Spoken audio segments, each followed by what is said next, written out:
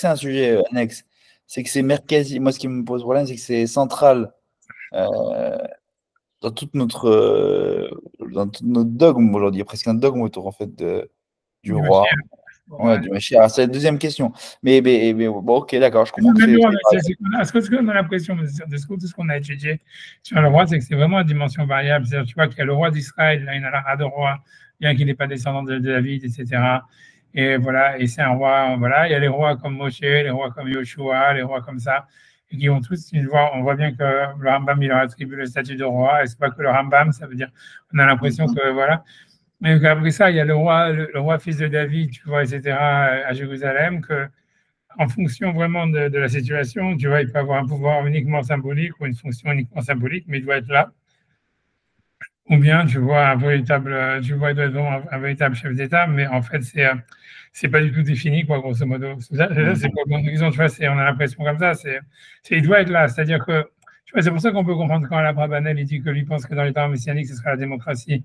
C'est parce qu'en fait, tu vois, l'idée, ça serait, ouais, il est d'accord une démocratie avec un roi, tu vois, c'est-à-dire comme la reine d'Angleterre, tu vois, c'est-à-dire un peu comme ça, tu vois, et c'est possible, tu vois, je veux dire, voilà, on serait yotzé du Mashiach si jamais, en fait, on met un roi symbolique qui doit régner à Jérusalem. Tu vois, puisqu'on voit bien que le territoire minimum qu'il doit avoir, c'est Jérusalem. Le reste, on voit bien que c'est pas vraiment, tu vois, c'est pas dans ces attributs, c'est oui ou non, tu vois, Mhm. ça veut dire, voilà, ça veut dire, on voit bien que tu vois, que c'est le prophète, on a bien vu que c'est un prophète, comment il s'appelle, Zachariah Shironi, qui a dit à Jéroboam de prendre le pouvoir sur les 10 tribus. Et donc, tu vois, c'est ce que le Rambam dit, et que tous les commentaires expliquent. Ça veut dire que, donc, voilà, ça veut dire que donc, c'est pas contre la Torah qu'il y a un autre roi qui règne sur le reste d'Israël, tu vois, et que le roi de fils de David, il règne que sur Jérusalem. Ça serait pas inenvisageable ou contre la Torah, etc. Ce qui a été contre la Torah, c'est que Jéroboam, ensuite, il a fait de l'idolâtrie pour se démarquer, etc. Mais en fait, le fait même, tu vois, qu'il soit roi, en réalité, qu'il soit loin comme roi, par un prophète et tout ça, tu vois, ça justifie qu'il avait vraiment un statut de roi et c'était pas contre la Torah, quoi. Donc on a Mhm. l'impression que c'est à dimension variable, tu vois, c'est pas défini. Ça- Ok. Ok, non, ça c'est. Ok, ça c'est clair. Et après, il y a le sujet. Bon, c'est sur Shmuel, j'ai deux questions. Mais avant de rentrer, on enchaîne ma chère. Parce que j'ai l'impression que l'un des problématiques, c'est quand ils disent les nous c'est ça? C'est quand les ouais. Ethnies Israël demandent le fait que le roi juge. Le passage dans Shmuel, honnêtement, tu vois, je veux dire, c'est hyper compliqué, tu vois, c'est-à-dire, ça veut dire, il n'y a pas d'explication claire, tu vois, c'est-à-dire, grosso modo, il y a plein de réponses, si tu veux, tu vas retrouver dans les commentateurs, si tu regardes, même sur Google et tout ça, que tu pourrais la question, quel était le problème des enfants d'Israël de demander un roi, pourquoi Shmuel s'est énervé, etc. Là, tu vas trouver des réponses, tu vois, je me rappelle qu'il y en a Il y en a une tonne, il y en a une tonne. Ils disent les nous alors ils disent que c'était pas le moment, parce qu'il y en a qui étaient rares. Ils disent encore. voilà, c'est Non, ça, parce que non, c'est ça, c'est pour ça, il y en a plein, mais il y en a le qu'une qui me convainc, vraiment. Enfin, je suis d'accord avec toi, c'est exactement ça. Et le truc, c'est que tout ça, c'est des réponses, c'est pas vraiment des explications, tu vois. Ok, tu as une question, tu as une réponse, tu vois. Ok, mais la question elle reste plus forte que la réponse, tu vois. Je sais, tu vois, c'est difficile, tu vois. Je sais pas, je me demande quelle est surtout que c'est véritable. encore plus dur, parce que après en ayant étudié le contexte, je me suis dit, mais. Parce qu'en fait, ce qu'ils demandent, en plus, je trouve que c'est que les chauves-ténous, peut-être à la limite, c'est ce qui m'a le plus. Que le fait qu'il y ait un mélange des pouvoirs, que le roi est juste à la limite. Mais que le fait qu'ils viennent voir Shmuel, parce qu'en fait, l'histoire, c'est quand même que ses enfants, ils sont pervertis, que lui, il est vieux.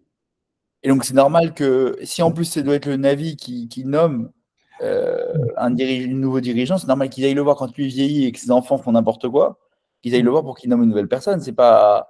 Ouais, non, non, je comprends, c'est pas tout à fait. Je suis d'accord avec toi, je suis d'accord. Non, c'est compliqué, tu vois.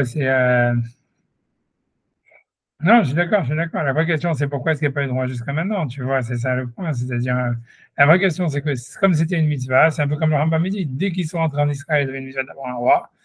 Et donc, tu vois, si tu prends le texte du Rambam, c'est ça ce qu'il dit. Et après, tu es obligé de dire, oui, Josué, c'était un roi. Ok, et qu'une fois que la terre a été conquise, il n'y avait plus besoin de. Il y avait plus besoin de. Il n'y a plus besoin d'un roi. Tu vois, on a l'impression, moi, honnêtement, voilà, maintenant que je réfléchis un tout petit peu, tu vois, alors, le mérite que je suis là, je suis là, je suis pratiquement mort. Tu vois, tu vois, tu vois, tu vois, tu vois, moi, ce que j'aurais dit, c'est que je pense, tu vois, qu'en fait, à mon avis, fondamentalement, il faudrait revoir la Gemara dans Kiddushin qu'on a vu et tout ça. Je pense que ça, c'est parce que c'est des sujets qu'on a vu au début, mais moi, ce que j'ai l'impression, c'est que fondamentalement, le roi, l'obligation d'avoir le roi, elle est liée à la conquête de la terre, tu vois, c'est-à-dire, si on prend l'avis de Maïmonide, tu vois, qui a dit quand les Israéliens ont traversé le Jourdain, ils ont truc, et le rôle du roi, c'est de faire la guerre, tu vois, et de conquérir la terre, tu vois, à chaque fois, il le répète, tu vois, c'est-à-dire, comme on a vu, tu vois, on a vraiment fait en long en large tout ça. Enfin, moi, dans tous les cas, je me rappelle, quand moi j'ai préparé le cours, peut-être que j'ai mal dit dans le cours, etc. Mais Ah, non, bien sûr.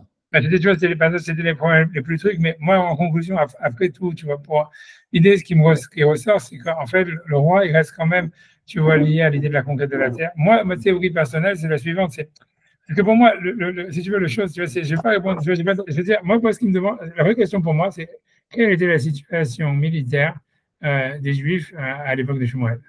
Et pour moi, tu vois, tu vois, tant qu'on n'aura pas répondu à cette question, c'est-à-dire, voilà, tu vois, en fait, c'est comment dire, je pense que tant qu'on n'aura pas répondu à cette question, on ne peut pas comprendre le texte. Moi, ce que je comprends, tu vois, honnêtement, puisque avant ça, on nous parle de Shmuel qui fait des batailles et qui gagne les batailles contre les Philistins, tu vois.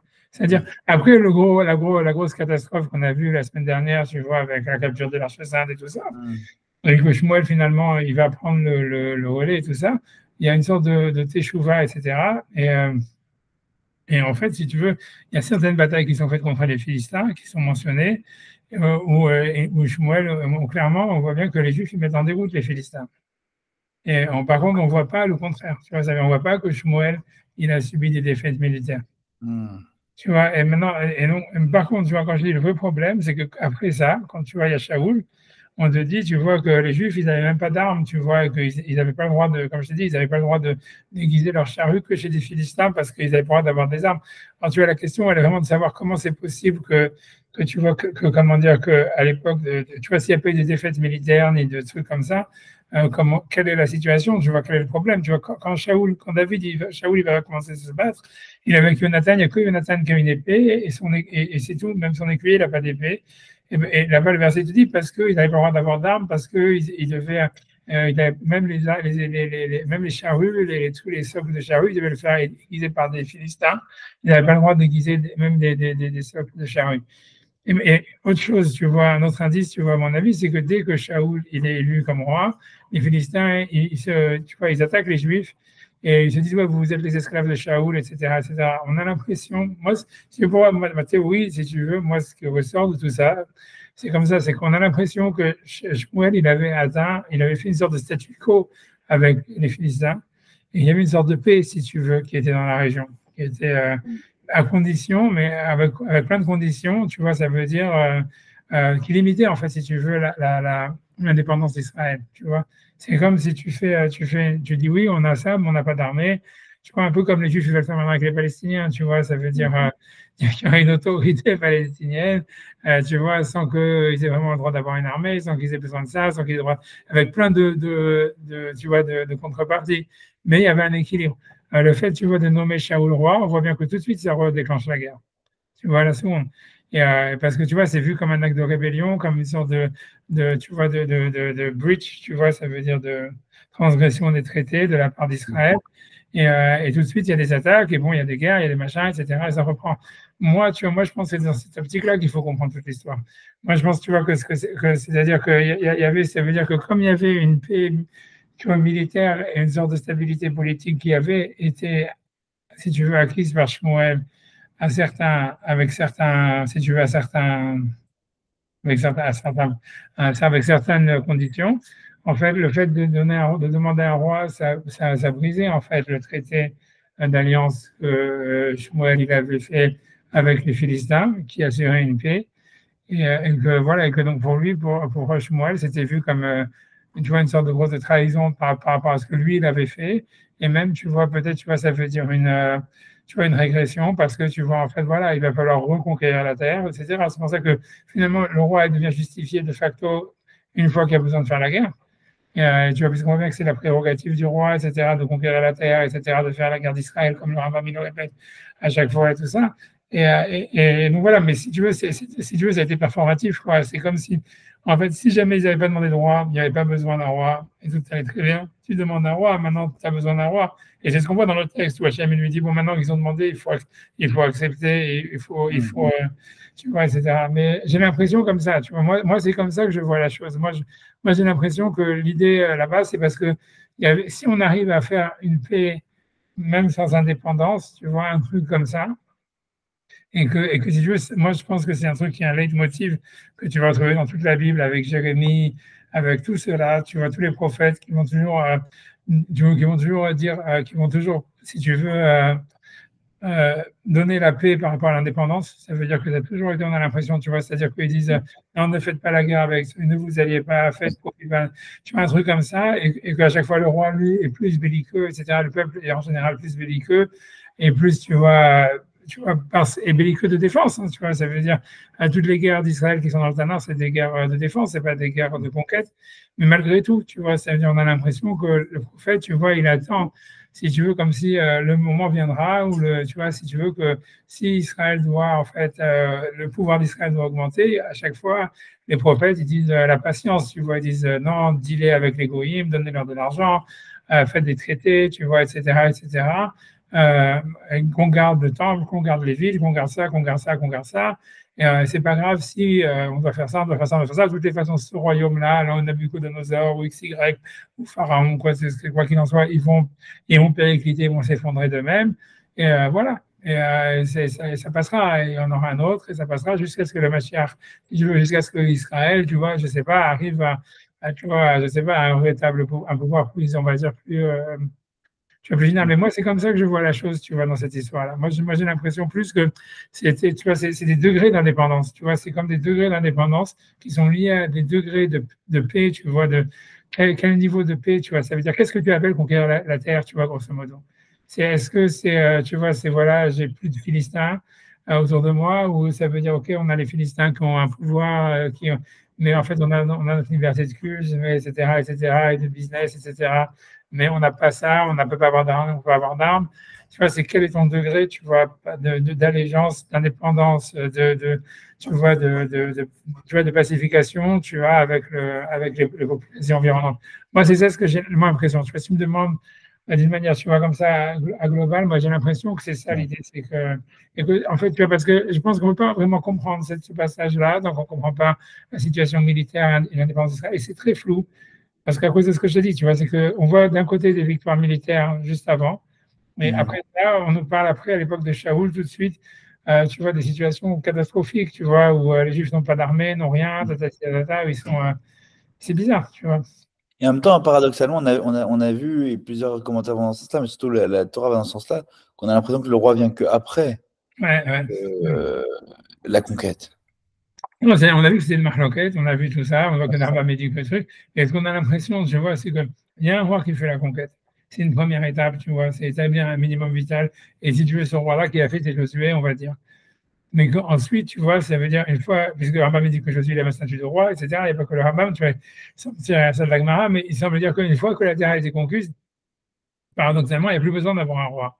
Sauf si, tu vois, en fait, après ça, tu veux rétablir, tu vois une sorte d'indépendance, tu vois, voilà, tu vois que c'est quel genre d'indépendance tu vois. Et on a l'impression qu'en fait, il n'y a jamais, tu vois, si tu veux, voilà, voilà, comme tu dis, il y a un nouveau truc, mais ça, la question, c'est à quel point on doit être actif pour ça, à quel point on doit, tu vois, ça serait ça le point, tu vois, à quel point on doit être attentiste, à quel point ça veut dire, à quel point, c'est vraiment l'impression que l'indépendance d'Israël globale, ou même si tu veux, pas l'hégémonie, mais en tous les cas, si tu veux un pouvoir d'Israël sur toutes les nations, en fait, il va arriver un jour ou l'autre, tu vois, ça veut dire ça l'idée.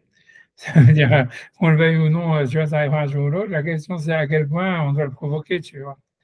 Et il semblerait que, tu vois, voilà, qu'il y ait des Juifs en Israël, que les Juifs aient accès à Israël, ça semble quelque chose, tu vois, je vais dire, tu vois, vraiment presque de bare minimal, tu vois, ça veut dire que ça, tu as besoin d'un roi, c'est les Juifs qui doivent le faire, c'est comme Josué, tu vois, il doit conquérir la terre, blablabla, il n'y avait pas de question. Mais une fois qu'il y a les Juifs qui sont en Israël, une fois qu'il y a un Yishuv, qu'il y a même plus que ça, etc., c'est, voilà, est-ce que tu dois lutter pour que Israël soit puissant, comme à l'époque de Shlomo, etc., où ils ont un pouvoir sur la région. À mon avis, c'est ça la vraie, c'est ça l'impact, tu vois, c'est ça l'enjeu. Et je pense que on a l'impression que Shmuel lui pense que c'est vrai qu'il aurait fallu un roi, mais que, comme un peu, tu vois, comme tu vois que ça se passe dans l'histoire des Juges, c'est il faut qu'il y ait une nécessité d'un roi. Tu vois, il faut d'abord que les Juifs soient agressés, tu vois. Et en fait, si tu veux, à l'époque de Shmuel, on a l'impression qu'eux, ils demandent un roi, une armée, tout ça, alors qu'il n'y a pas d'agression.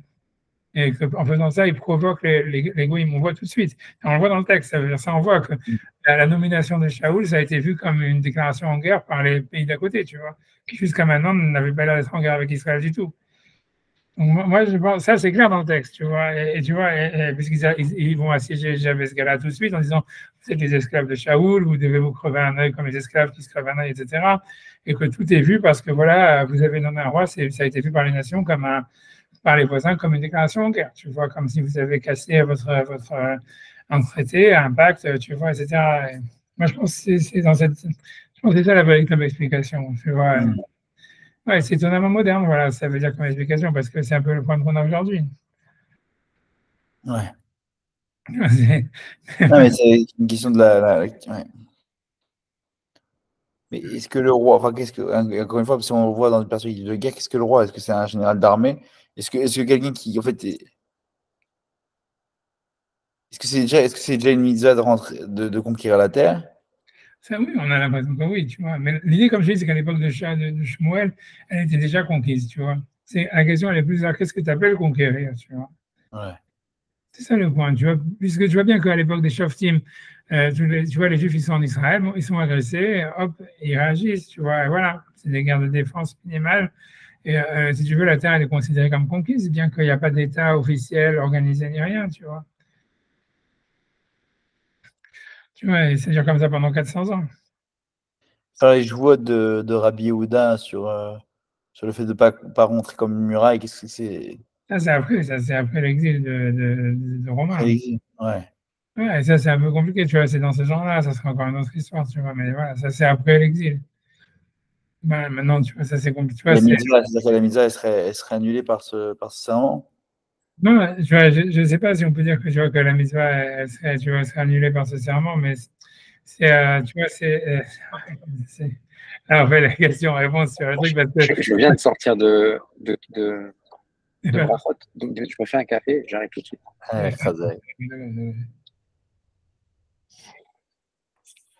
Ouais, tu vois, je sais pas.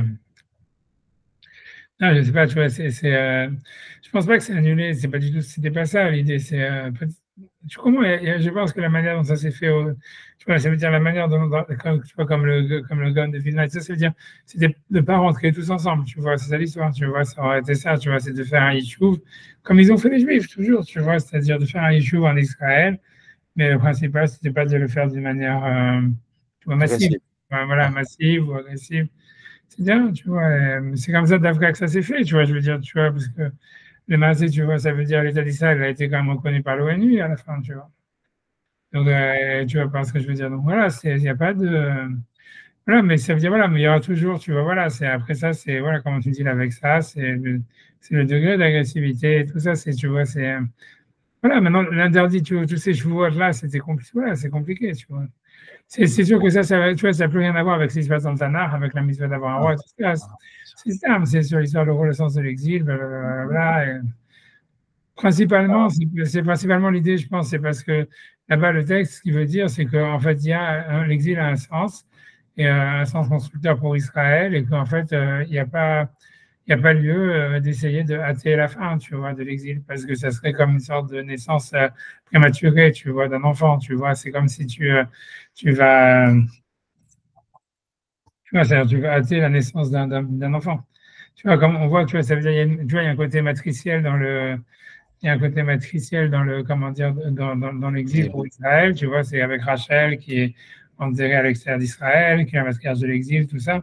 Donc, ça veut dire qu'il y a quelque chose, tu vois, ça veut dire pour Israël, l'exil, c'est quelque chose tu vois, voilà, qui est de régénérescence, si tu veux, de recréation, de renaissance et tout ça.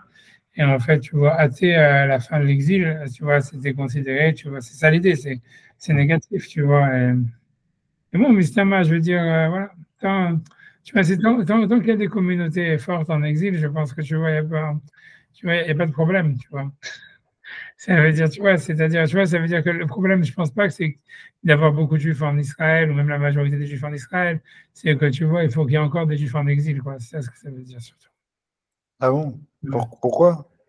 Parce que tu vois, parce que tu vois, ça veut dire, parce que comme si tu veux, il faut la Torah, si tu veux, si tu veux, il y a une Torah qui doit être, tu vois, un côté, tu vois, quelque chose qui doit être renouvelé dans la Torah ou dans le judaïsme à travers l'exil. Tu vois, donc voilà, tant qu'il y a des juifs qui sont là pour accepter, tu vois, je veux dire, pour vivre ce renouveau, on va dire, whatever it is, tu vois, pour être les ustensiles de ce renouveau. Tu vois, après ça, si tu veux, voilà quoi. Tu vois, ça veut dire, voilà. Si tu veux, tu vois, donc voilà, ça va ensuite s'appeler en Israël. Tu vois, si tu veux, il y a toujours eu, quand tu as vu le Talmud de Babylone, tu vois, quand tu as eu Babel, parce que là-bas, tout ce segment-là, elle parle de Babel, tu vois, et en fait, ça parle, là-bas, si tu veux, quand tu regardes tout ce segment-là, en fait, c'est des mots qui sont à la gloire de la Babylonie, tu vois, si tu veux, de leur dire non, tu vois, quand on invite, tu vois, les morts qui ne pouvaient pas, on amenait des gens, la question, on n'a pas les savoir, est-ce que c'est mieux de se faire enterrer en Babylonie ou en Israël, tu vois, et là-bas, la Gemara dit de ramener les Kfarim des Juifs, tu vois, en Babylonie, parce que tu vois, c'est l'endroit où il y a la Torah, c'est l'endroit où il y a la Yeshivot, tu vois, c'est là où il y a le renouveau de la Torah pour le peuple d'Israël. Et donc, tu vois, ça veut dire toute la Gemara là-bas elle est dans ce sens-là. Elle dit ça, elle ramène on amenait les Kfarim des gens en Babylonie pour les enterrer à côté des Yeshivot et tout ça. Mais tu vois, et ça veut dire, mais tu vois, donc c'est parce que voilà, c'est qu'en fait, il y a une Torah d'Israël, si tu veux, il y a une Kedusha d'Israël, mais il y a, tu vois, il y a, si tu veux, comme le côté de Rachel, la matriarche Rachel, qu'elle est dans l'exil, etc. Il y a un côté, tu vois, si tu veux, matriciel dans l'exil. Et en fait, tu vois, ça veut dire le rejeter, tu vois, c'est quelque chose, tu vois, tant que, voilà, il n'y a pas eu la reconstruction du Mashiach ou du Beth Amikdash, tout ce que tu veux. En fait, tu vois, c'est quelque chose, tu vois, en tout cas, c'est pas quelque chose qu'il faut chercher tu vois, à annihiler ou à rejeter, etc., tu vois.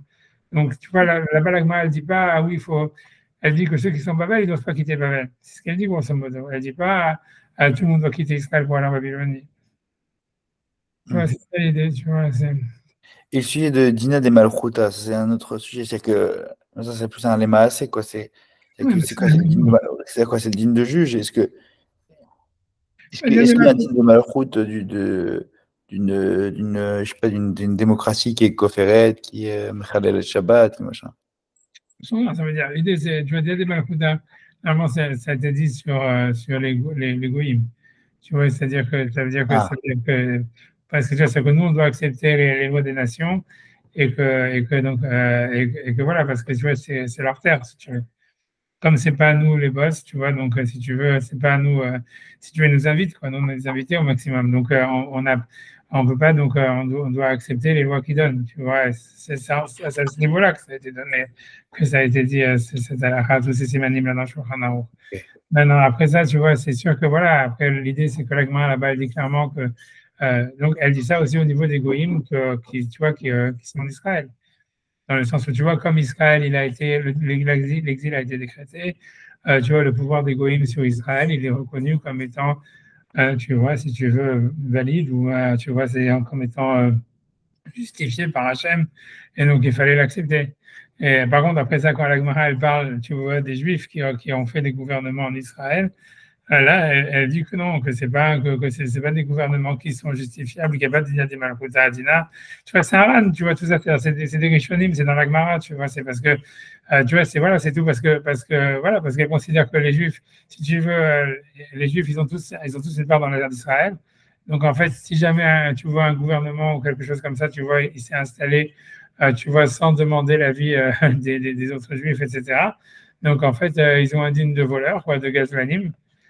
Et donc, tu vois, il n'y a pas vraiment, tu vois, si tu veux, l'agma, elle dit que, à part jusqu'à ce que le Mashiach vienne, il n'y a pas de justification réelle, tu vois, en fait, d'un gouvernement juif en Israël. Ça, c'est ce que l'agma, elle dit. Maintenant, après ça, il y a plein d'autres différences, parce que tu comprends, l'idée, c'est que là-bas, dans le gouvernement actuel, c'est pas ça. Le truc, c'est qu'aujourd'hui, c'est que simplement une répartition des biens. Ça veut dire, tu vas profiter des hôpitaux, tu vas profiter de l'armée, tu vas profiter des autoroutes, tu vas profiter.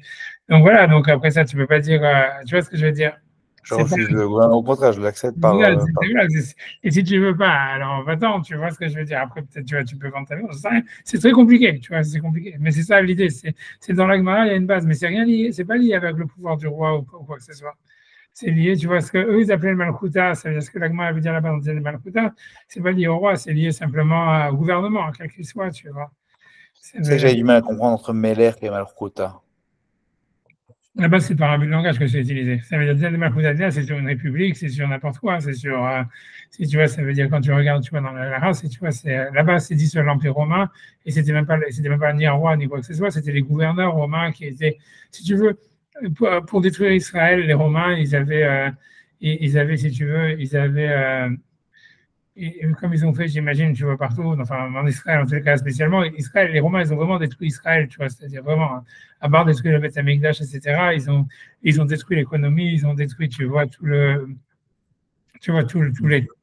la population qui s'est expatriée, qu'Israël, c'est devenu presque une sorte de désert, tu vois, après, alors que c'était un pays, tu vois, hyper riche, tu vois, avant. Et comment ils ont fait ça, si tu regardes, c'est parce qu'en fait, ils ont, tu vois, ils étaient intéressés, c'est pour ça que la guerre a eu lieu, ça veut dire la destruction du temple, ça c'est venu à cause des taxes, des impôts, hein, c'est tout, c'est pas rien d'autre. Et tu vois, il y avait des torts des deux côtés, de ce côté-là, parce que tu vois, les Juifs étaient très, très, très riches, et en fait, ils voulaient pas payer les impôts romains, c'est clair, tu vois, c'est ça l'idée, tu vois, et finalement, tu vois, la guerre et la destruction du Beth Amikdash, elle a eu lieu à cause de ça, et ça veut dire, les Romains ont trouvé tellement d'argent en Israël que le cours de l'or, il s'est effondré dans l'Empire romain pendant 2 ans. Tu vois, que c'était, ça montrait, tu vois, l'histoire, tu vois, mais ça, c'est la vérité, tu vois, c'est qu'il faut bien comprendre l'histoire, c'est que ça racole, c'est, tu vois, ça te montre, tu vois, comme ça va, tu vois, si les Juifs avaient été moins, tu vois, ça veut dire moins, ça veut dire, voilà, ils avaient été moins radins, moi, je sais pas comment expliquer, moins amoureux de l'argent, le temple n'aurait pas été détruit, tu vois, ça, c'est une vérité historique, tu vois, qui est reconnue par tout le monde. Mais l'idée, c'est par derrière, c'est qu'après ça, les Romains, eux, ils voulaient, tu vois, une fois qu'ils ont pris le pouvoir, etc., donc eux, ils voulaient leurs taxes. Donc, en fait, si tu veux, la manière qu'ils avaient, c'était en fait, ils ont divisé la terre en le donnant à des mecs, tu vois, qui, même, tu vois, c'est comme un système mafieux, grosso modo, tu vois, tu vois, ça veut dire, si tu veux un terrain pour travailler ou cultiver ou n'importe quoi, tu dois payer, en fait, de l'argent à un type, que le type lui-même, il donne des taxes à l'Empire romain, tu vois, avec des fois plusieurs intermédiaires.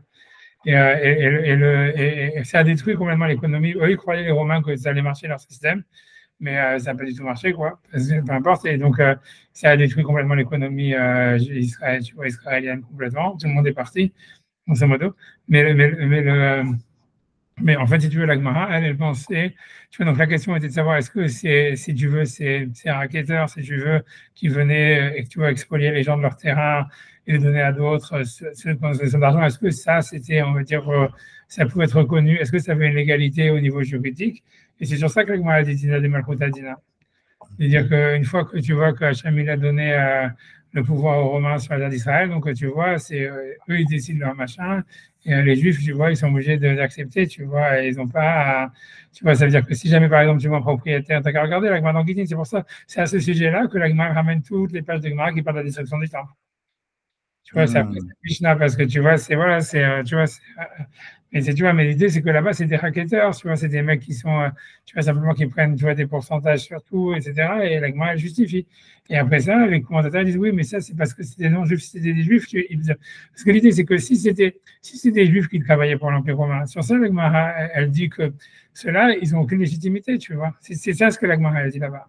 Parce qu'elle dit qu'un non-juif, tu vois, lui, il travaille pour l'Empire romain et qu'il raquette et qu'il fait toutes ces saloperies, si tu veux, etc. Tu vois, c'est justifiable parce que voilà, si tu veux, ils ont gagné la guerre. Hachem, il leur a dit qu'il avait toutes les manières prophétisées à la destruction du temple, etc., etc. Les juifs, ils sont entêtés par importe d'histoire. Maintenant, ceux, les boss, s'ils veulent détruire Israël, ils détruisent Israël.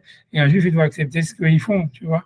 Mais si un juif, lui, il va travailler pour le gouvernement romain et rentrer dans les magouilles, pour lui se faire sa thune et tout ça. Sur ça, la Gemara, elle dit, ce type-là, tu peux le tuer, il n'a aucune légitimité, etc., etc., tu comprends?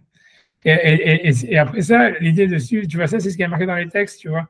Et après ça, l'idée, tu vois, de quel est le statut du gouvernement israélien actuel, tu vois, c'est là où ça pose question. C'est que tu vois, ceux qui sont contre anti-sionistes, qui disent qu'on peut voler l'État et tout ça, c'est parce qu'ils disent, bah ouais, l'État d'Israël, c'est comme des mecs, en fait, qui travaillent avec l'Empire romain, si tu veux. C'est des juifs qui se sont mis du côté, tu vois, de l'ONU, du machin, tu vois, et de l'Amérique, ou j'en sais rien.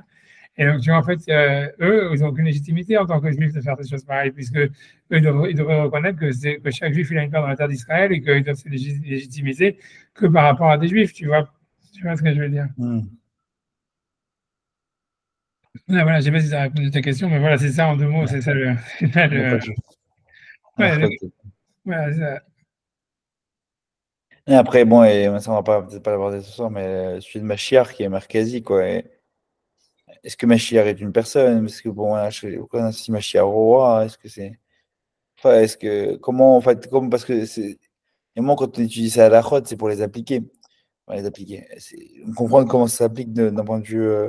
Aujourd'hui, c'est tellement central, en fait, le roi dans notre. Dans tout. Le roi Machiar, en tout cas, c'est bizarre, quoi, par rapport à tout ce qu'on a vu. Oui, mais tu vois, c'est parce que tu vois, en fait, l'idée, c'est que, tu vois, ce que tu dis, c'est parce que, tu vois, ça veut dire que, en fait, c'est ce que, tu vois, tu poses bien la question, ça veut dire de manière plus générale, c'est qu'en fait, tu vois, on voit que le Mashiach, comme n'importe quel, comme toutes les méthodes de la Torah et tout ça, c'est comme si on a l'impression que toutes les réalités physiques du monde, en fait, elles sont, comment dire, reliées à des réalités, si tu veux, métaphysiques, tu vois, supérieures, tu vois. C'est comme, tu vois, Israël, par exemple, tu vois, tu regardes les Juifs, tu vois, ouais, les Juifs, bon, tu vois, je te dis, c'est des Juifs, tu vois. C'est des êtres humains comme les autres, tu vois, voilà, qui valent ce qu'ils valent. Mais on va te dire, ouais, Israël, tout le monde, il a été créé à cause d'Israël. Tu vois, tu vois, il y a un ange dans le ciel qui s'appelle Israël. Il y a ça, il y a blablabli, blablabla. Parce que tu vois, en réalité, si tu veux, la réalité, si tu veux, il y a tu vois, l'Agma dit la même chose, par exemple, sur David Ameller. Si tu vois, c'est un truc, tu vois, ça, c'est un passage de Lévinas, tu vois, ça veut dire que c'est Shouchani qui l'a pris dans l'Agmara, tout ça.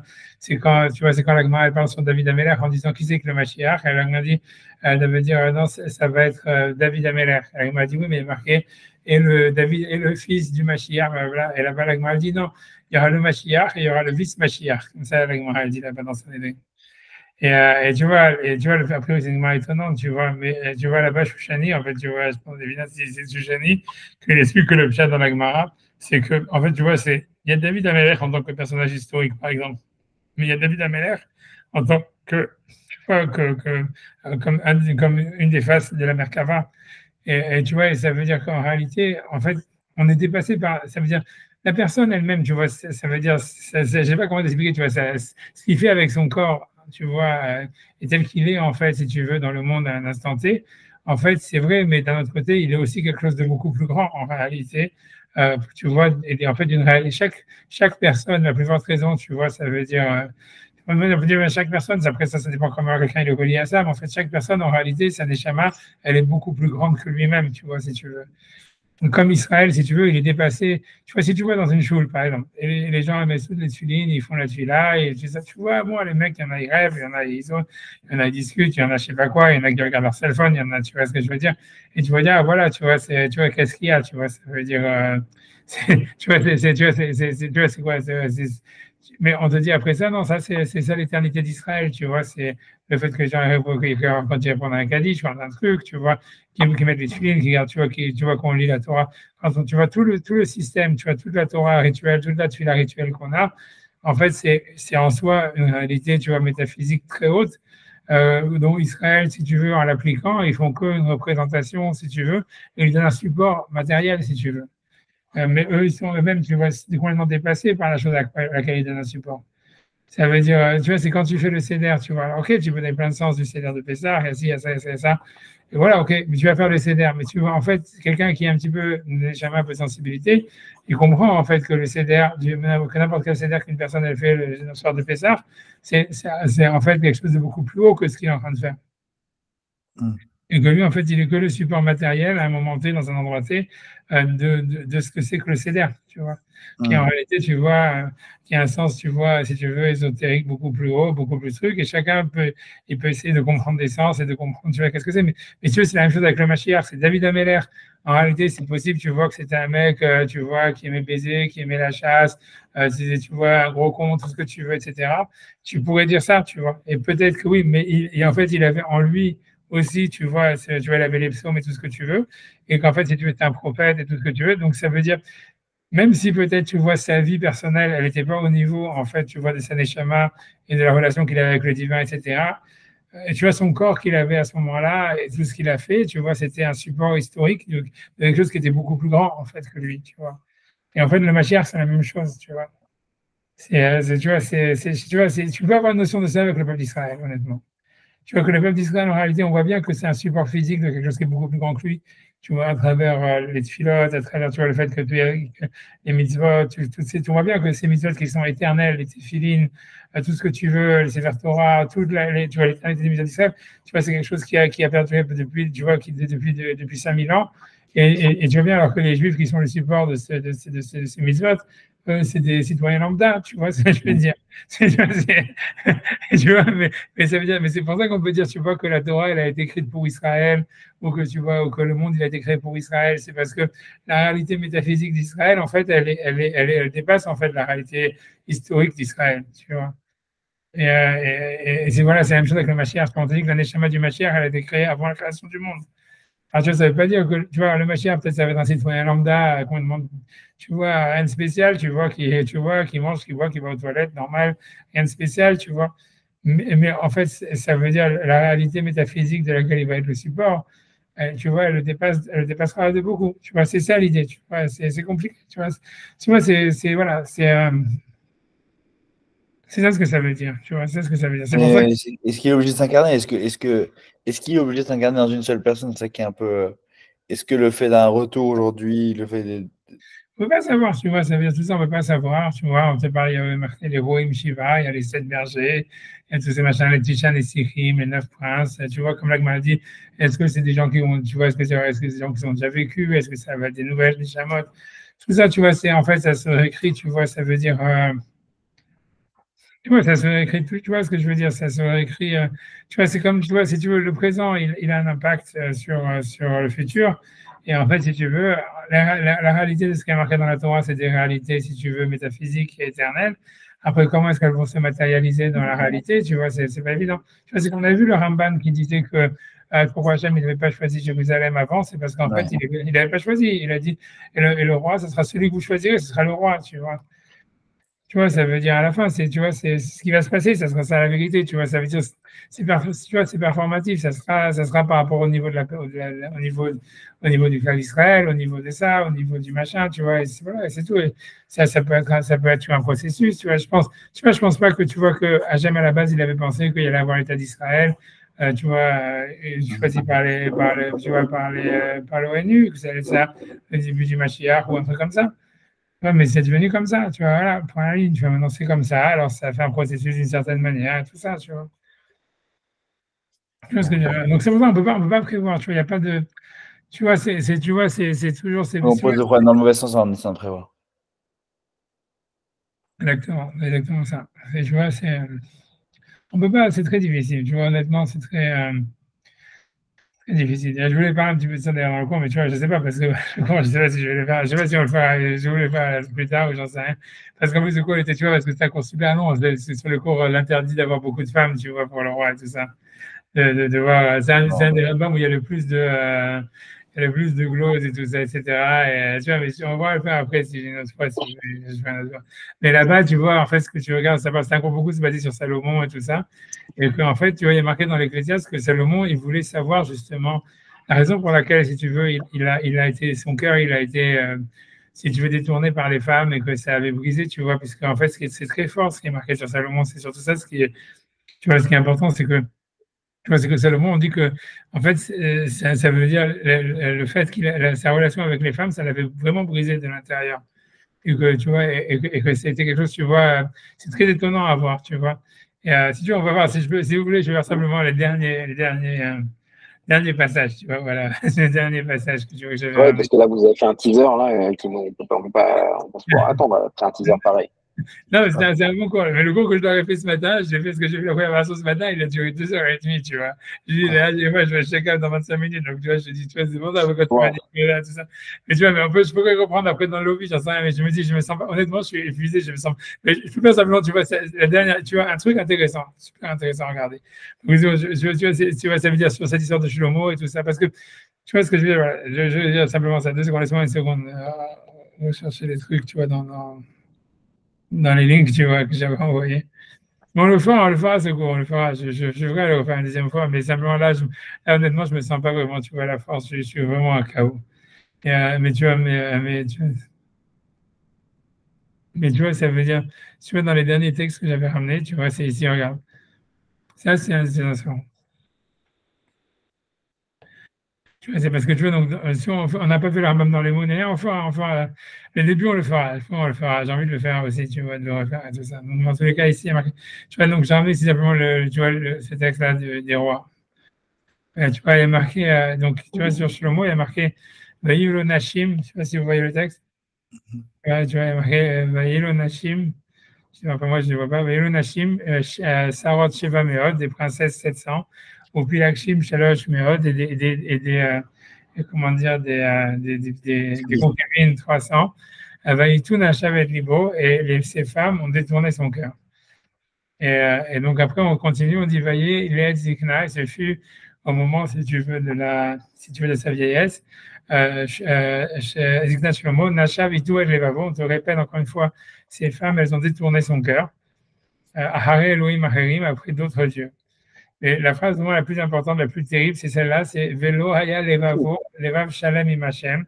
C'est-à-dire son cœur, il était plus en fait entier avec Hashem, et l'Okav, son Dieu, qui est Levav David, comme le cœur de David. Et tu vois, après ça continue, tu vois, puisqu'on te dit, tu vois, Vaïler Shlomo Ahare Ashtoret, et donc Shlomo il a suivi l'Ashtarot, que c'était une divinité, tu vois, des idoles, comme tu vois comme Esther, ça vient de ce nom-là, de cette idole. Elohet Sidonim, des Sidonim, Bahare Milkom, et après Milkom, Shiket Samonim, qui était aussi, tu vois, l'abomination d'Amonim. Voyaz Shlomo Hara Bene Hashem, et Shlomo a fait le mal aux yeux d'Hachem. Velo Mila Hare Hashem, que David Aviv, et il n'a pas suivi, ou il n'est pas resté loyal, ils ont traduit à Hachem comme son père David. Wow. Et tu vois, non, c'est très lourd. Mais tu vois, moi, ce que mon rab à chaque fois il disait, c'est que quand tu regardes, tu vas dans les psukim, parce que tu vois, nous, on te dirait, ouais, on a l'impression que ça veut dire, ouais, c'est nous, dans ma tête, notre première idée, ça serait de dire, ouais, Shlomo, en fait, tu vois, il aimait les femmes, machin, blablabla, comme il aimait les femmes, donc tu vois, il voulait leur faire plaisir, donc en fait, si tu veux, il faisait de l'idolâtrie, tu vois, comme il y a marqué, comme avec l'histoire des filles tu vois, comment on appelle ça, de Balpéor, où tu vois, c'était les types, ils voulaient simplement avoir de la relation avec les meufs. Alors, vas-y, prosterne-toi à l'idole, ok, voilà, je me prosterne à l'idole, tu vois, mais c'était quelque chose, tu vois, d'extérieur, tu vois, de superficiel, intéressé, si tu veux, soit par la paresse, soit par le désir. Alors que quand tu regardes dans le texte du verset, tu ne vois pas du tout ça. C'est que tu vois, quand tu regardes dans le verset, tu vois, 3 et 4, à chaque fois, on met l'accent sur le cœur, tu vois, en disant qu'ils ont, tu vois, détourné son cœur. Après, on se dit, et c'est quand Shlomo, il a vieilli, tu vois, ils ont détourné son cœur après d'autres dieux, et son cœur n'était plus entier avec Hachem comme le cœur de son père David. Et moi, à chaque fois, mon rab, il disait, tu vois, que du verset, on a l'impression, et lui, t'aimais d'ailleurs, qu'à part le cœur, tout était parfait.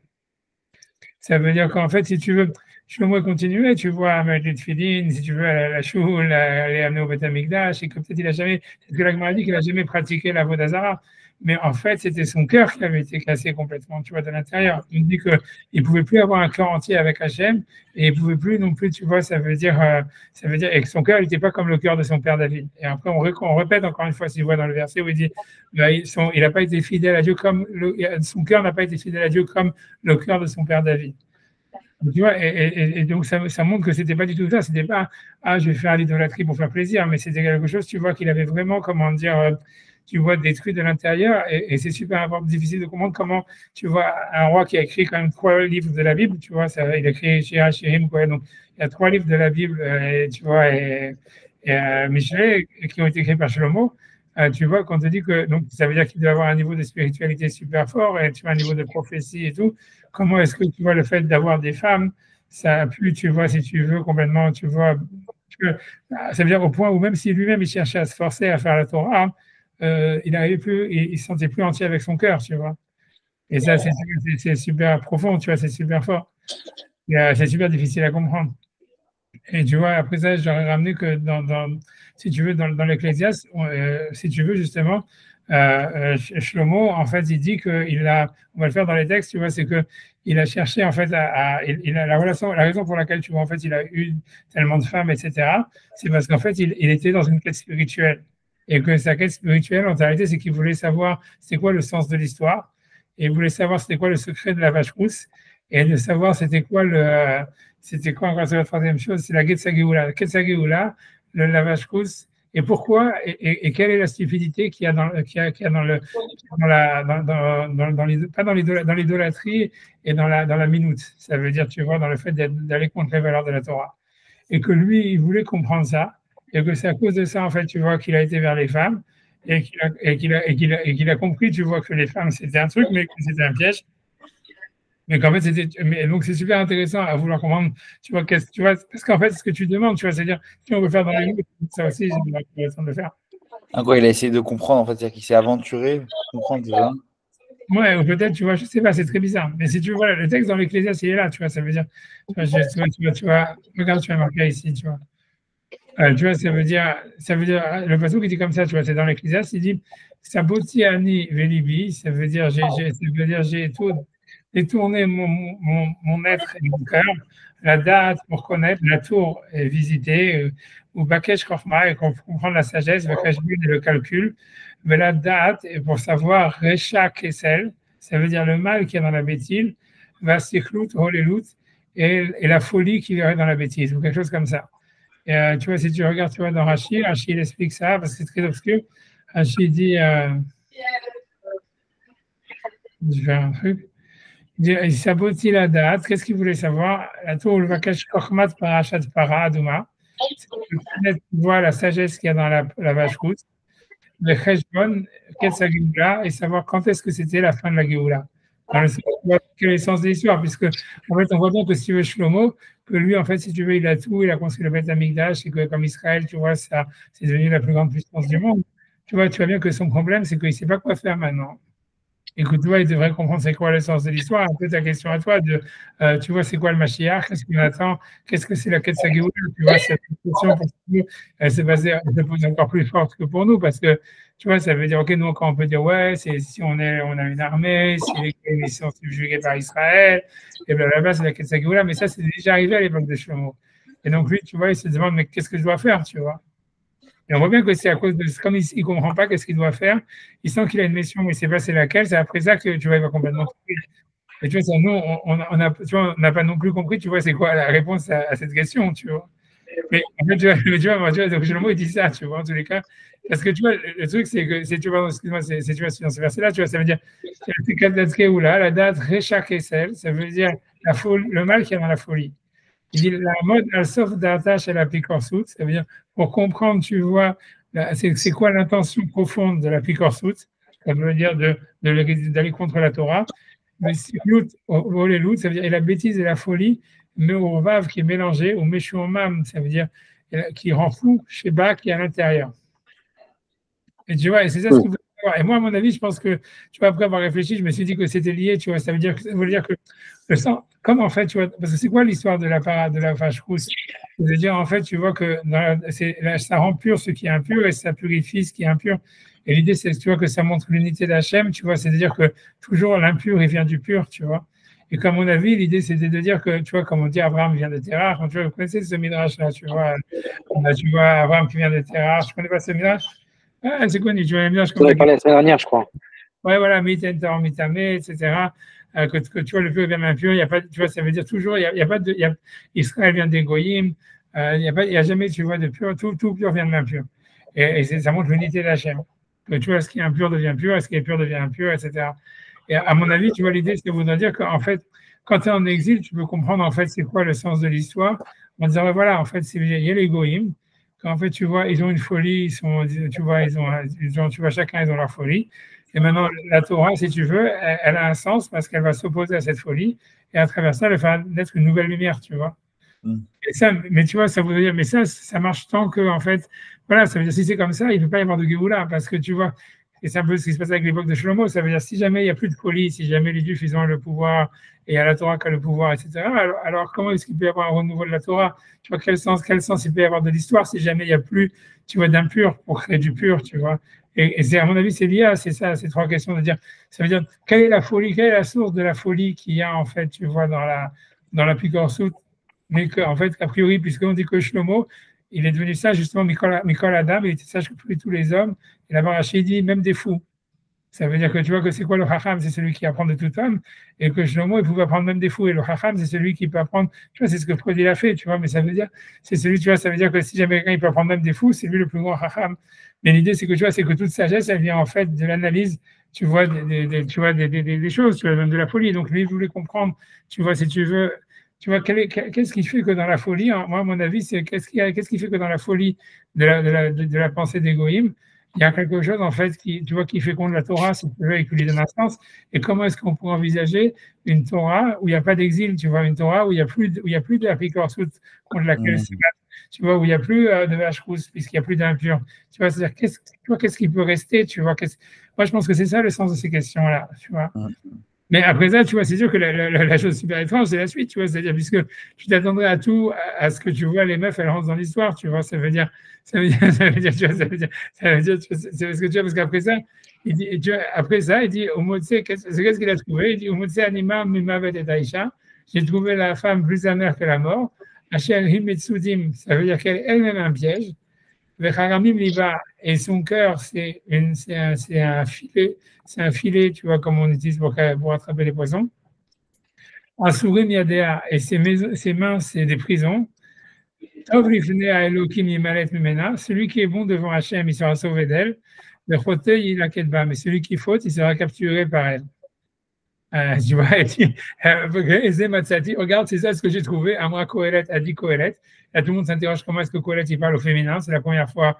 Et il y a beaucoup sur les commentateurs de pourquoi est-ce qu'ici il parle au féminin, que c'est normalement Kohelet c'est lui, donc il n'aurait pas dû dire au féminin. Achat la achat, ça veut dire 1 sur 1, l'imso kashban pour trouver le calcul. Ouais, après ça continue, tu vois, ça veut dire, et là, il continue, il dit, Asher od biksha nafshi, que mon âme a encore cherché, velo matsati, j'ai pas trouvé. Adam mechad me'elef matsati, ça veut dire un homme bien qui vaut le coup sur 1000, j'en ai trouvé. Veisha becholele, mais une femme sur toutes les 1000, lo matsati, je n'ai pas trouvé. Tu vois, mais ça veut dire, tu vois, mais l'idée, c'est, tu vois, c'est, non, ce que ça veut dire, c'est qu'on voit que cette histoire-là, tu vois, il y avait une quête, tu vois, spirituelle derrière tout ça, etc. Et la question, elle est vraiment tu vois, de savoir, voilà, tu vois, ça veut dire, la chanson, tu vois, ça veut dire, ça, tu vois, je vais dans le cours, après ça, j'étais, tu vois, je sais pas s'il y a encore du temps, il y a encore du temps, il y a encore du temps. Parce que, tu vois, parce qu'après ça, tu vois, ça veut dire, bon, je fais, tu vois, parce que, tu vois, en fait, je sais pas si vous connaissez cette Gemara dans Gittin très longue avec Shlomo qui capture le roi des démons. Vous savez celle-là? Vous connaissez ça? Ouais, super, on l'a fait après ça. Je suis en train de bâcler vraiment le cours, hein, parce que tu vois, j'ai pas fait toute la première partie. Non, c'est dommage. Pourquoi bâcler? Bah, parce que je dois check-up. Mais bon, il me reste un quart d'heure. Mais attends, ok, bon, on le refera alors. Ok, d'accord. On va revoir. Mais là, je vais cette partie quand même, parce que tu vois, comme vous m'avez demandé, tu vois, donc je fais quand même, tu vois. Et j'allais pas, en plus, que je pense que voilà, Valentin avait fini ses questions. Tu vois, mais donc, alors, 2 secondes, donc, ok. Donc voilà, donc je pense que c'était. Non, mais qu'est-ce que je fais? Attends, c'est ce qu'il faut que je fasse. Voilà. Donc, ok. Donc ici, donc, tu vois, donc, ça, c'est ici, la Gemara, elle part encore sur Shlomo, sur quand il dit Asiti li sharim vesharot, vetanugim bene adam, shida veshidot. Ça veut dire, c'est un verset dans l'Ecclésiaste où tu vois, puisque Shlomo, il est toujours, on voit bien qu'en fait, si tu veux, moi, à mon avis, tu vois, c'est mon interprétation, mais ça veut dire ce que tu vois dans Shlomo, c'est que Hachem, il lui a donné, si tu veux, Hachem, Shlomo, il a eu 2 fois un rêve où Hachem, il lui a apparu, etc. Mais en fait, tu vois bien qu'en fait, le problème de Shlomo, c'est qu'après qu'il a construit le Beth Amikdash, il ne sait plus quoi faire. Tu vois, c'est-à-dire, tu vois, ça veut dire qu'il cherche le sens de l'histoire et son propre rôle à lui-même, tu vois. Et en fait, il ne sait pas, tu vois. Et nous non plus, on ne sait pas. Tu vois, ça veut dire, tu vois, nous, on a du mal à imaginer, même en rêve, tu vois, ok, on dit le Mashiach, ouais, c'est comme Shlomo, mais qu'est-ce qu'il peut y avoir d'autre après Shlomo, tu vois. Imagine, c'est toi Shlomo, qu'est-ce que tu fais, tu vois, maintenant. Et en fait, à cause de ça, tu vois, c'est la déroute, parce que si tu ne trouves pas quelque chose, tu vois, qui permet, tu vois, de te motiver, tu vas donner un sens à ta vie, tu vois, c'est normal que tu vas tomber. Et tu vois, en fait, tu vois, c'est ça le problème, tu vois, ça veut dire. Et donc, tous les livres de Shlomo, à part peut-être le Cantique des Cantiques, ils sont vachement axés sur ça, tu vois, l'Ecclésiaste surtout. Mais en fait, tu vois que c'est à chaque fois une quête de quelque chose, tu vois. Comme si, tu vois, c'est un type qui a tout eu, mais qu'en fait, il s'est dit, OK, maintenant que j'ai tout, qu'est-ce que je dois faire? Et il ne sait pas. Tu vois, tu vois, donc il dit à Siti, il dit, Sharim Besharot, donc je me suis fait des chanteurs et des chanteuses, mais tu as un nougat Bene Adam et des plaisirs des hommes, Shida Veshidot, ça veut dire des diables et des démons. Alors, l'Agma explique, tu vois, ça c'est l'Agma, ça c'est un passage dans Kohelet, où il dit qu'il a fait ça. On m'a dit Sharim Besharot, donc des chanteurs et des chanteuses, et Luminezemer, donc ça c'est des sortes de chanteurs. Mais tu as Nugim Bene Adam, ça veut dire et les plaisirs pour les hommes, et l'Ubrechot ou Merchet Saot, c'est-à-dire c'est des bains et des termes, Shida Veshidot, des diables et des démons, des démons et des démons et des diablesses, Ahat Yagemush Shida Veshidatin, ça veut dire des diables et des diablesses. Et Marvé, après Shideta, en Israël, ils disent non, c'était que des diablesses. Alors, Amar Rabbi Yohanan, Shlosh Mot Mideshidim Ayou Beshichin. Rabbi Yohanan dit il y avait 300 types de démons dans une ville qui s'appelle Shichin. Mais Sheda Asma, mais la chef des démons elle-même, Eni Yoda Maï, je ne sais pas qui c'est. Ok, on comprend maintenant cette histoire sur Shlomo. Amar mort, donc le Rav va dire Hatzagemu Sheda Veshedetin. Donc, Aha, ou ici, il a interprété, ou ici, on interprète que vraiment, Shlomo, il avait vraiment des démons et des démons. Elle m'a dit, pourquoi est-ce qu'il avait besoin des démons et des démons? Donc l'Agma explique, ça veut dire la maison, le temple, quand il a été construit par des pierres entières, des pierres parfaites, Massa Nivna, qui étaient en fait qu'on pouvait transporter. Et donc l'idée, c'est que comme il fallait que les pierres elles soient parfaites, on n'avait pas le droit en fait non plus de mettre dessus de les couper avec du fer, puisqu'il y a marqué qu'il fallait pas tailler les pierres avec du fer. Donc la question est de savoir comment est-ce que tu peux avoir des pierres parfaites sans les couper avec des armes en fer. Amaleu Rabbanan écrit à Avid. Donc il a demandé à Shlomo, quand il a construit le Beth Amikdash, comment je vais faire pour avoir des pierres parfaites qui sont parfaitement taillées alors que je n'ai pas le droit d'utiliser des ustensiles en fer.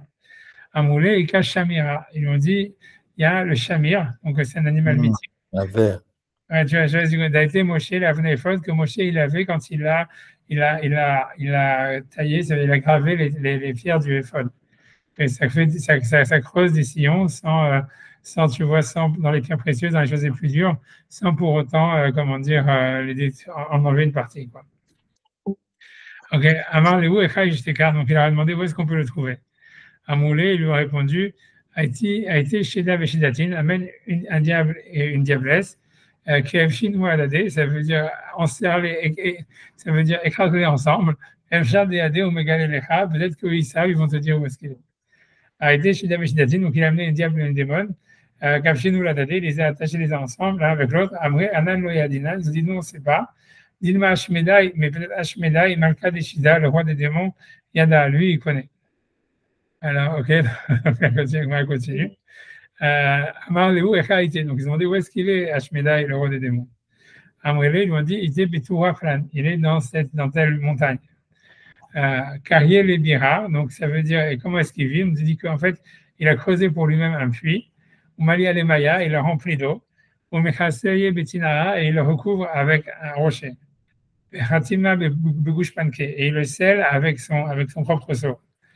Le Kol Yoma, et tous les jours, Salik l'Irakia, et chaque jour il monte dans le ciel, le Gamma Metivta d'Irakia, et il étudie la Torah dans la yeshiva d'en haut, du Rakia.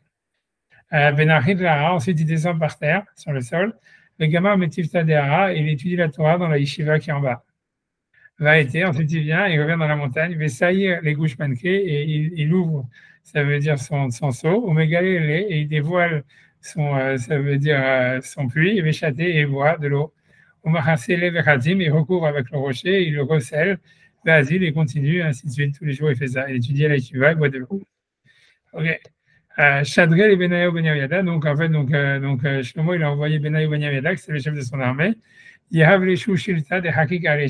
a donné une chaîne sur laquelle il marquait un shem d'Hachem a priori. Mais Isketa de Hakik Alechem et un seau qui lui devait garder a priori une bague sur laquelle il y avait aussi marqué un des shem d'Hachem a priori. Gvavé des Hamra, et ça veut dire et de la laine, des bouts de laine. Védique des Hamra et des tonneaux de vin. Hazal. Donc, qu'est-ce qu'il a fait? Karab dira mitatai. Donc, il a fait un trou sous le puits et il a siphonné tout l'eau du puits. Tu vois, avait chafinou les mayas, ça veut dire qu'il a siphonné l'eau qu'il y avait dans le puits. Mais cette minou bégavé des amra, et il a bouché avec des morceaux de laine, comme ça, même s'il y avait de l'eau qui rentrait par une source, elle était stoppée par la laine. Donc, mais il a créé un autre puits en haut, mais les Khamra, et il a mis du vin dedans, Vitaminhu, voilà, et il a relié à l'autre puits, et Vesalik Yatif Beilana, et lui, après ça, il est monté sur un arbre. Voilà, c'est bon, j'avance, je ne sais pas si ça vous intéresse ou pas. Puis les Gushpenka. Donc, quand il a vu Ashmedai, donc lui, il était revenu de la Yeshiva pour boire de l'eau, et il a donc constaté son seau. Galier, donc il a ouvert son puits. Ashkar Khamra, il a vu que c'était du vin. Amra, il a dit Amar Ketiv Let Sayain Home Shechar, ça veut dire l'imbécile, ça veut dire qu'il boit du vin, il désire de l'alcool. Et tout celui qui se trompe dans l'alcool, lo yarkam, il ne deviendra jamais intelligent. Donc, et le verset aussi dit Znut veyain, ça veut dire la promiscuité et le vin, vetirosh et l'alcool, yikach lev, ça détourne le cœur. Lo ishti, je ne vais pas boire. Mais à la fin, il crevait de soif. Tu vois, Kitsaché, le sagalé, il n'arrive plus à se tenir parce qu'il n'y avait plus d'eau, donc il ne pouvait rien boire. Il avait trop soif. Ishti, donc il a bu le vin. Raza, et ça veut dire qu'il a été saoulé. Ugna, il s'est endormi. La suite. Nachet, donc pendant ce temps, Ben Yehuda est descendu de son arbre. Ata, Shada, Beshu, Shilta. Donc il a envoyé sur lui la chaîne. Cette année, ça veut dire qu'il a fermé la chaîne, donc il était emprisonné. Kita, quand il s'est réveillé, avec un Mefarzel, donc il était en train d'essayer de se battre avec la chaîne. Amarlé lui a dit, Shema de Marachalach, Shema de Marachalach, le nom de ton maître est sur toi, le nom de ton maître est sur toi. Ça veut dire que comme il avait le sceau, a priori avec le nom d'Hachem, et en plus la chaîne, elle avait le nom d'Hachem, donc si tu veux, le diable, il ne pouvait plus se battre, on va dire. Un diable qui a l'air d'ailleurs très, très, très grand sadique, puisque voilà, comme on est décrit comme le diable, on a plus l'impression que c'est Shlomo que Hashmedai. Donc, quand il est en train d'aller, Mata Dikla, il a vu ça veut dire un palmier, il s'est gratté dessus, Chadier, il a détruit. Mata Leveta, il est arrivé devant une maison Chadier, il a aussi détruit. Mata Bekouba, d'ailleurs, Mata, il est arrivé devant une cabane qui appartenait à une veuve. Nafka, elle est sortie, la veuve, à sa rencontre. Elle a dit, et puis, tiens, ne détruis pas ma maison. Donc, Kafal et Komaté Miné, ça veut dire il a détourné sa hauteur d'elle pour ne pas détruire sa maison. Idvar Begama, et lui, il s'est cassé lui-même un os pour ne pas casser la maison de la veuve. Amar, il a dit, Aïnou dictive, c'est ce que le verset dit, la Chanraka Tishbar Garem, ça veut dire que même la gentillesse, ça peut casser un os.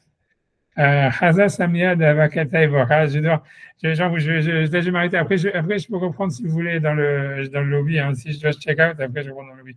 Je fais encore 5 minutes, après, tu vois, vous ne mettez pas à risque, hein, vous ne mettez pas à risque. Non, je dis ça, donc, je sais pas. Bon, Haza Samia de Vakata et Bora, il a vu un aveugle qui était en train de se tromper dans le chemin. Donc il a remis droit sur le droit chemin. Haza Ravia de Bora, il a vu un alcoolique, un sou qui était en train de se tromper dans le chemin. Il a remis sur son chemin. Haza Chedvata d'Avuka Machade Liba, là, il a vu donc une joie où il y avait un mariage où les gens étaient très heureux. Bacha, il a pleuré. Shamel Gavra d'Avaka Kama Leushkafa, il a entendu cet homme-là qui avait dit à son cordonnier, Avid les Messané, les Chav Chané, fais-moi des chaussures qui peuvent durer 7 années. Il a rigolé. Hazao Kasama d'Avakasem, il a vu quelqu'un qui faisait de divination et qui cherchait à deviner le futur. Il a rigolé. Tu vois, après, il va expliquer tout ça après par la suite. Kimata et Atam, donc quand il est arrivé dans le palais de Salomon, Aïlou les gabés d'Ishlomo, je l'ai donc, Aïlou les gabés d'Ishlomo, ils n'ont pas voulu le faire entrer chez Shlomo pendant 3 jours. Yoma Kama, le premier jour, Amaïlo Kabaïli Makal Gabé. Elle dit, pourquoi est-ce que le roi ne veut pas que j'aille le voir? Amoulé, il lui a répondu, Anse Mishtea. Il a été, ça veut dire, il a trop bu, donc il a la gueule de bois, quoi. Chakal Levinta, Otiv Havirta, il a pris une pierre et il l'a mis sur une autre pierre. Tout a maroulé les Shlomo, donc ils ont dit à Shlomo, voilà ce qu'il a fait le Hashmedai. Amaléhu, Aché Amaléhu, il a dit ainsi, il a voulu lui dire, Ado Ashkiyua, donnez-lui plus d'alcool, parce qu'en fait, si quelqu'un il a la gueule de bois, s'il boit un peu d'alcool le lendemain, ça va mieux. C'est mon explication à moi. Les autres, je ne sais pas ce qu'ils disent. Et le lendemain, il leur a dit,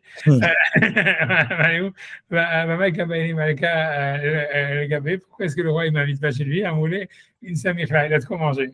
Chacun les vinta, il a pris la pierre qu'il avait mise sur l'autre, il l'a enlevée. Il l'a mis sur la terre. À tout, les chevaux, donc il dit Shlomo, qu'est-ce qu'il a dit? C'est ce qu'il a voulu dire, empêchez-le de manger, parce que comme ça, si tu veux, ça va aller mieux. Voilà, ça va aller mieux. Les sauf le troisième jour, donc au bout des 3 jours, ils l'ont fait venir chez lui. Chacun le Kanya, il a pris un roseau, et il a calculé 2 mètres, et il a envoyé le roseau devant Shlomo. Amarlé, il lui a dit, il lui a dit, puisque quand tu vas mourir, il va te rester que les 2 mètres dans lesquels tu vas être enterré. Toi, tu as conquis tout le monde. Velo Savat n'était pas assasié à des cravages nanameli et Didi jusqu'à ce que tu dois me conquérir moi aussi. Alors, Amarlé, l'Okabaina Minarmidi, donc il lui dit, j'ai pas besoin de rien du tout de toi. Baina devenir les bêtes Mikdacha, j'ai besoin simplement de construire le temple. Le Kabaï les Shamira, j'ai besoin du Shamir. Amarlé, il dit, l'Omasiri, il lui dit, moi, j'ai pas non plus le Shamir. Les Sarah de Yama Masiri. Celui qui a le Shamir, c'est l'ange qui est préposé sur l'eau. Là, il est un égolabara, et lui, il le donne simplement à un coq sauvage, des mêmes années à jouater, qu'il sait que quand il jure, il accomplit son serment. Donc, de garder le Shamir. Qu'est-ce qu'il fait avec, ça veut dire ce coq sauvage? Il l'amène dans une montagne où personne ne peut habiter. Et il le met entre, ça veut dire, un crack de la montagne, où Pakatura et la montagne, elle explose. Au Menaket, Maïté Bizran de Milané, il prend des racines d'arbres, Veshada Atam, il les met là-bas, et ça devient une ville. Et c'est ce genre-là de coq qu'on appelle Nagar Torah, le coq qui peut percer des montagnes, qui est le menuisier des montagnes. Donc, ils ont cherché à trouver un nid où il y avait des coqs sauvages qui avaient des enfants. Ils ont recouvert le nid avec du verre translucide.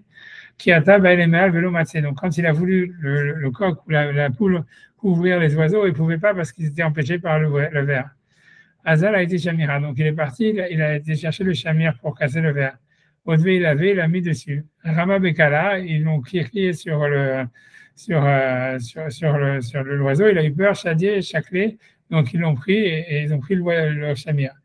Azal Hanak Nafshi a jouaté et à cause de ça, le coq, il s'est suicidé. Je vais arrêter là. Je vois, si vous voulez, je reprends après tout à l'heure. Si je fais après je vais check out et si tu veux, après, j'essaie de faire dans le lobby comme vous voulez. On reprend, si tu veux, on peut reprendre demain ou je sais pas quand vous voulez, je sais pas. Ou demain, si vous voulez. Merci, mais vous ne dérangez pas. Ouais, merci beaucoup déjà. C'est